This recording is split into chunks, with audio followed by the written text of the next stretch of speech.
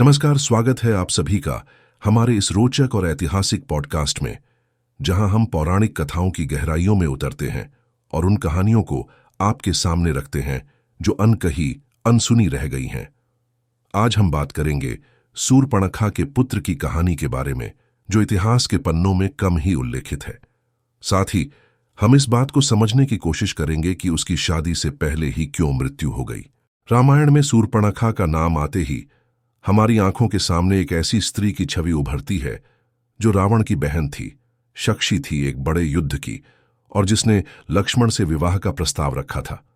परंतु क्या आप जानते हैं कि सूर्पणखा का एक पुत्र भी था? उसकी कहानी कम ही सुनी गई है।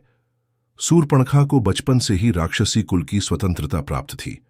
वह शक्ति और रूप दोनों में तेजस्विनी थी। रावण के साथ साथ कुंभकर्ण और विभीषण जैसे भाई होने के कारण उसका बचपन विलासिता में बीता।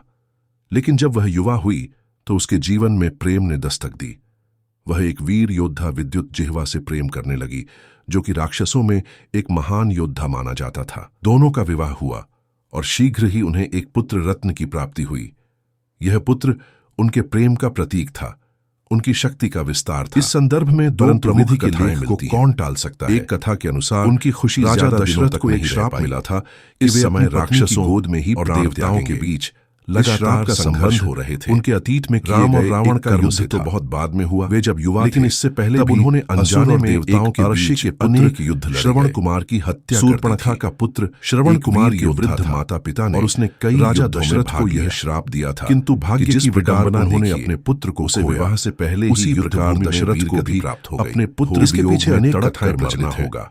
कुछ मान्यताओं के अनुसार यह युद्ध देवताओं और राक्षसों के बीच हुआ था, जहां सूर्पणखा का पुत्र देवताओं से लोहा लेते हुए वीर गति को प्राप्त हुआ। वहीं कुछ अन्य कथाओं के अनुसार वह अपने ही कुल के किसी अन्य योद्धा के साथ हुई शक्ति संघर्ष में मारा गया। यह भी कहा जाता है कि वह अपने मामा रावण की ओर से किसी युद्ध में लड़ते हुए बलिदान हो गया था। सूर्पणखा के लिए यह एक बहुत बड़ी त्रासदी थी। उसने जिस संतान को अपनी आंखों के सामने बड़ा होते देखा था, उसे विवाह के पहले ही खो देना किसी भी मां के लिए असहनीय होता। कहा जाता है कि इस दुखद घटना के बाद ही वह क्रोध और प्रतिशोध की भावना से भर गई थी, और यही कारण था कि उसने आगे चलकर लक्ष्मण से विवाह का प्रस्ताव रखा। जब लक्ष्मण ने उसे अस्वीकार किया, तब उसका क्रोध और बढ़ गया, और आगे चलकर यह घटना रामायण के एक बड़े युद्ध का कारण बनी। सूर्पणखा की यह कहानी हमें यह बताती है कि हर पात्र की अपनी एक अलग पीड़ा, एक अलग संघर्ष होता है। उसकी छवि हमेशा नकारात्मक रूप में प्रस्तुत की गई है, लेकिन यदि हम उसके जीवन को गहराई से देखें तो हमें उसके दुख, उसकी व्यथा और उसकी पीड़ा का एहसास होता है। एक मां के रूप में वह भी अपने पुत्र के खोने के गम से गुजरी थी। इस कहानी को सुनने के बाद हम यह समझ सकते हैं कि इतिहास में हर घटना के पीछे कुछ न कुछ कारण अवश्य होता है। हमें केवल वही नहीं देखना चाहिए जो सतह पर दिखता है, बल्कि उसकी गहराई में जाकर समझना चाहिए कि किसी के कार्यों के पीछे उसकी पीड़ा भी छुपी हो सकती है। इस घटना के बाद सूर्पणखा के जीवन में अंधकार छा गया। उसने अपना सब कुछ खो दिया था।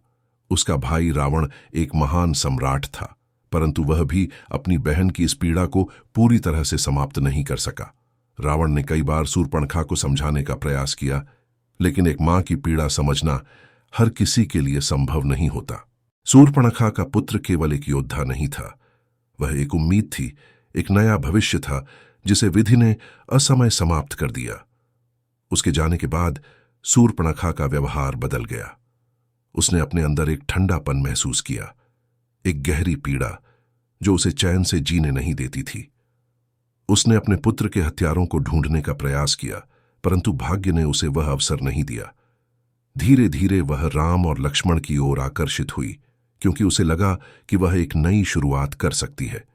लेकिन लक्ष्मण ने उसे अस्वीकार कर दिया, और फिर जो हुआ वह इतिहास में दर्ज है। इस पूरी घटना के पीछे केवल एक कथा नहीं है, बल्कि यह हमें यह सिखाती है कि प्रेम, पीड़ा और प्रतिशोध किस तरह से एक व्यक्ति के जीवन को प्रभावित कर सकते हैं। सूर्पणखा की छवि हमें हमेशा एक क्रोधित और प्रतिशोधी स्त्री की रूप में दिखाई जाती है, लेकिन उसके पीछे की कहानी बहुत गहरी है। उसकी त्रासदी केवल व्यक्तिगत नहीं थी, बल्कि यह एक परिवार की कहानी थी, एक युग की कहानी थी, जो हमें यह सिखाती है कि जीवन में कुछ घटनाएं हमारी सोच से परे होती हैं। इस कथा का यही संदेश है कि हमें कभी भी किसी व्यक्ति के जीवन को केवल एक दृष्टिकोण से नहीं देखना चाहिए। हर व्यक्ति की अपनी एक कहानी होती है जो उसे वहां तक पहुंचाती है जहां वह आज खड़ा होता है। आपका इस पॉडकास्ट में बने रहने के लिए धन्यवाद। अगर आपको यह कहानी पसंद आई हो तो इसे अपने मित्रों और परिवार के साथ अवश्य साझा करें। इसी तरह की और रोचक कहानियों के लिए हमारे साथ जुड़े रहें। फिर मिलते हैं एक नई कथा के साथ। धन्यवाद।